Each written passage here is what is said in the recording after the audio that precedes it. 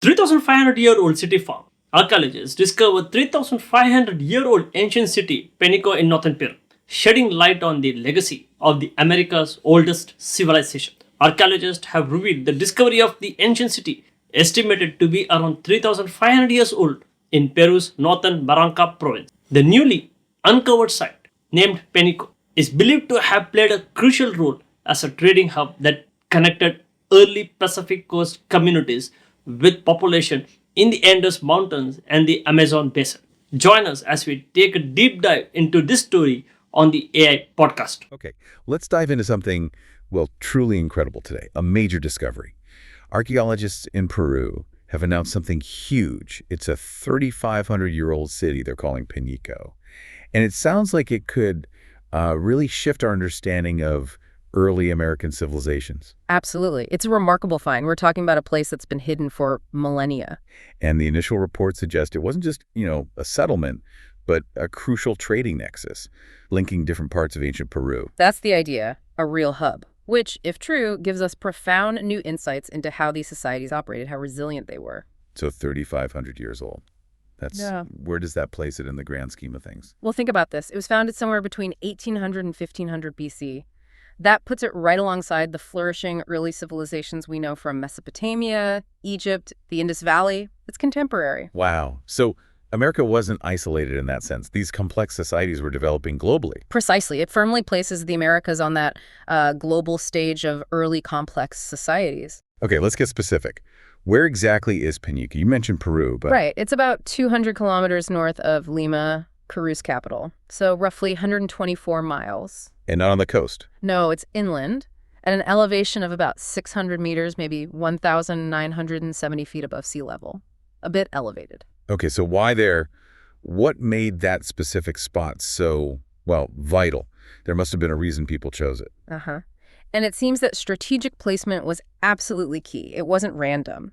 Penico appears to have been perfectly positioned to sustain regional interactions, cultural exchange, basically connecting people. Connecting who, exactly? Think about the geography. It linked societies on the Pacific coast with those up in the Andean highlands and potentially even further into the Amazon rainforest. Dr. Ruth Shady, who's done immense work in Peru, put it perfectly. She said, this community was positioned in a strategic zone, essential for exchange between the coast, the highlands, and the Amazon. A crossroads, basically, an ancient superhighway interchange almost. You could certainly see it that way, a vital node. Now, you mentioned Dr. Shady. She's famous for her work at Caral, right, which is often called one of the oldest cities in the Americas. How does Penico fit in with Caral? Yes. And that's where this discovery gets really interesting. It's a crucial connection. Penico is located quite near Caral. Now, Caral in the Supi Valley is much older, built around 3000 BC. And Caral was massive, wasn't it? Pyramids, urban planning. Absolutely. Monumental. 32 large structures, stepped pyramids, advanced urban planning for its time, even early irrigation. And it developed remarkably kind of in isolation from other major global centers. Okay, so Penico is near Caral.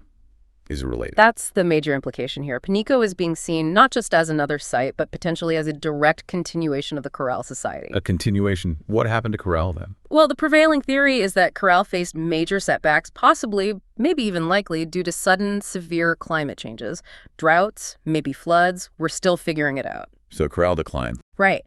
But the discovery of Penico suggests that the people, the culture, the societal complexity didn't just vanish. They adapted. They moved. They rebuilt. They started a new hub nearby. Yeah. That shows incredible resilience. Exactly. It challenges that simple idea of collapse. It points towards adaptation, evolution, continuity. And yes, it's fascinating that Dr. Shady, who pioneered the work at Caral back in the 90s, is also leading this research at Penico. She's connecting the dots across centuries. That's incredible. So moving from the location and the history, what have they actually found there? After 8 years of digging, what's the physical evidence? Well, they've uncovered quite a bit already. 18 distinct structures have been identified. Structures like houses, temples? Both and more. Ceremonial temples, definitely. Residences, yes. And other communal buildings. It suggests a complex layout. And how are they seeing this? Just digging trenches? They're using modern techniques, too. Drone footage has been really helpful. It revealed a clear circular plaza structure built on a hillside terrace. A plaza, like a central meeting point. Very likely the ceremonial center of the city. And around this plaza, you can see the remains of buildings made from stone and adobe. Adobe. That's the sun-dried brick. Exactly, a common durable material. So we're getting a good look at their building methods. What about smaller finds? Artifacts? Things people used? Oh, plenty of those. Some really significant ones. They found various ceremonial artifacts which hint at their rituals. Also, these detailed clay sculptures, little figures depicting humans and animals. Quite artistic. Interesting. What else? And beautiful necklaces, made from colorful beads, but also seashells. Seashells. But it's inland. Right, which points directly back to that trade network, connecting them to the coast. So these finds, what do they tell us about the people themselves, their culture? Taken together, they paint a picture of a pretty complex and symbolic society. There's clear artistic expression, deep spiritual beliefs suggested by the temples and ceremonial items, and the seashells confirm those commercial links. It points to a sophisticated level of social organization. It really sounds like they had things figured out. But archaeology is never simple, right? Are there things that still puzzle the researchers? Any conflicting evidence or interpretations? Oh, absolutely. That's the nature of the work. While the big picture trade hub, successor to Caral, seems pretty solid, the finer details are still being debated. For instance, the exact meaning or use of some of those unique clay figures isn't fully clear yet, or the specifics of their rituals. What exactly went on in that circular plaza? So there are still mysteries to solve. Definitely. It's an ongoing process. New finds could change interpretations. It's always evolving. Okay, zooming out again then, what's the big takeaway here? What does Penico mean for how we understand the whole sweep of early American, particularly Andean, history? I think the term cultural bridge sums it up really well. That's how archaeologist Marco Machacque from Peru's Ministry of Culture described it. A bridge between what? Between the very ancient past of Caral and the later Andean civilizations that we know more about, like the precursors to the Inca. You see, there's been this sort of murky period after Caral's decline. Penico might help fill in those historical gaps, show us how societies transitioned and adapted. So it connects the dots. Yeah. Machacque said something specific about that. Yes, he emphasized its importance, saying, let me get the quote right, "This is one of the most important findings that helps us understand how early Andean societies transitioned and adapted over time.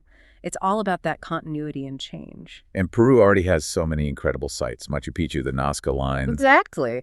Penico adds another amazing layer to that incredibly rich heritage. It just underscores Peru's role as really a global hotspot for understanding the human past. We keep finding these globally significant sites there. It really drives home the point, doesn't it? This deep dive into Penico. Yeah. It's not just finding old buildings. It's seeing evidence of human ingenuity, adaptation, thriving against the odds, really. It truly is. It's a testament to their resilience, especially facing environmental challenges that might have caused Caral's decline.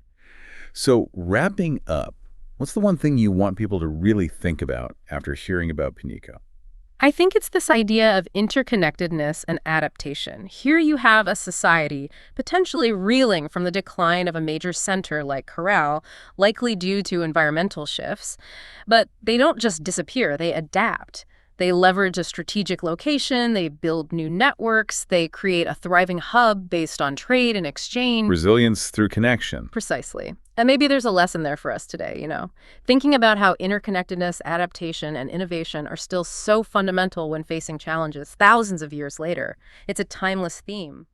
Does this discovery change your view on how advanced pre-Columbian civilizations were in the Americas? Don't forget to comment it. Thanks.